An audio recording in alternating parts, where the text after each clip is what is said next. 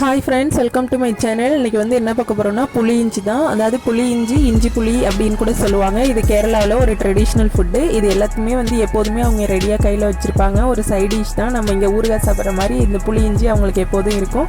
இது எங்கள் அம்மா அடிக்கடி செய்வாங்க. அதுதான் எப்படி செய்யலாம்னு இன்றைக்கி பார்க்க போகிறோம்.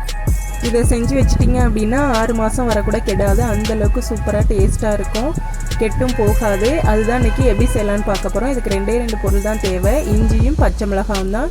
இஞ்சி ஒரு 50 கிராம் அளவு எடுத்திருக்கேன். அதே மாதிரி பச்சை மிளகாய் ஒரு 10-15 எடுத்திருக்கேன். இஞ்சியும் பச்சை மிளகாவும் நறுக்கி வச்சோம் அப்படின்னா இந்த அளவுக்கு சமமாக இருக்கணும். இல்லை உங்களுக்கு ரொம்ப காரம் வேண்டாம் அப்படின்னா பச்சை மிளகாய் கொஞ்சம் குறைச்சிக்கலாம். ஒரு 5-6 பச்சை மிளகாய் குறைச்சிக்கோங்க. வாங்க எப்படி செய்யலான்னு பார்க்கலாம். ஒரு பேன் எடுத்திருக்கோம். இதில் 2 குழிக்கரண்டி ஆயில் விட்டுக்கிறோம். இப்போ அதில் கடுகு உளுந்து போட்டு தாளிச்சிட்டு அதிலே வந்து கருவேப்பிலையும் போட்டு நல்லா தாளிச்சிக்கிறோம். அடுத்து நம்ம இஞ்சி பொடியாக நறுக்கி வச்சுருக்கோம்ல, அதை சேர்த்து நல்லா வதக்கி விடுங்க. அதாவது தண்ணி இல்லாமல் நல்லா வந்து அந்த சலசலப்பு அடங்கணும். அதே மாதிரி மொறுன்னு வரும், அந்த வெள்ளையாக சுருண்டு இஞ்சி வரும். அந்தளவுக்கு நல்லா வதக்கி விடணும். நல்லா மாறி இருக்குது பாருங்கள் வெள்ளையாக. இந்த அளவுக்கு நல்லா வதக்குனதுக்கப்புறம் நம்ம பச்சை மிளகாய் பொடியாக நறுக்கி வச்சுக்கோம்ல, அதை சேர்த்துக்கிறோம். இந்த பச்சை மிளகாய் நல்லாவே காரமாக இருந்தது. கொஞ்சம் வேணுனாலும் நீங்கள் குறைச்சிக்கலாம். இஞ்சியும் பச்சை மிளகாவும் நல்லா வதக்கி நல்லா சுருண்டு வந்திருக்கு பாருங்கள். இந்த அளவுக்கு நல்லா வதக்கி விடணும். இப்போது நம்ம இதில் கொஞ்சமாக மஞ்சத்தூள், அதே மாதிரி மிளகாத்தூள் ஒரு ஸ்பூன் சேர்த்துக்கிறோம். அந்த ஃப்ளேவர், அந்த கலர் வரத்துக்கு தான். இது வந்து ஆல்ரெடி நம்ம பச்சை மிளகாய் சேர்த்துருக்கோம், நல்லா காரமாகவே இருக்கும். நம்ம வந்து ஒரு ஸ்பூன் அளவு மிளகாத்தூள் சேர்த்துருக்கோம். இதையும் நல்லா வதக்கி விடுங்க. எல்லாம் நல்லா வதங்கி வரும்போது நம்ம புளிக்கரைசல் சேர்க்கணும். அதாவது புளி வந்து திக்காக கரைச்சி ஊற்றிக்கோங்க.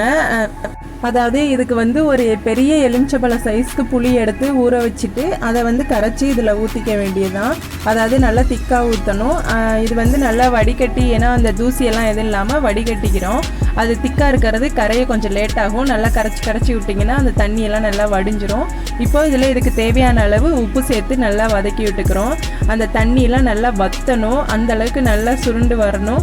அப்போ வந்து நம்ம ஒரு துண்டு வந்து ஒரு பெரிய வெல்லம், அந்த வெல்லக்கட்டின்னு சொல்லுவாங்கள்ல, அந்த ஒரு துண்டு அதில் சேர்க்கணும்.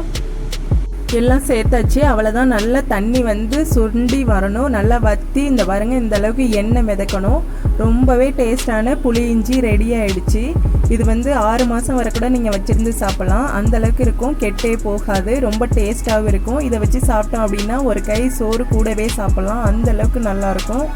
நல்ல புளிப்பு, காரம், நல்ல கொஞ்சம் ஸ்வீட்டு எல்லாம் சேர்ந்து அவ்வளோ ஒரு டேஸ்ட்டாக இருக்கும் இந்த புளி இஞ்சி. கண்டிப்பாக இதை நீங்களும் செஞ்சு பாருங்கள். செஞ்சு பார்த்துட்டு எப்படி இருக்குன்னு லைக் பண்ணுங்கள், கமெண்ட் பண்ணுங்கள், ஷேர் பண்ணுங்கள். அப்படியே கீழே இருக்க சாப்பில் சப்ஸ்கிரைப் பட்டனும் அப்படியே பெல் பட்டனையும் அழுத்திக்கோங்க.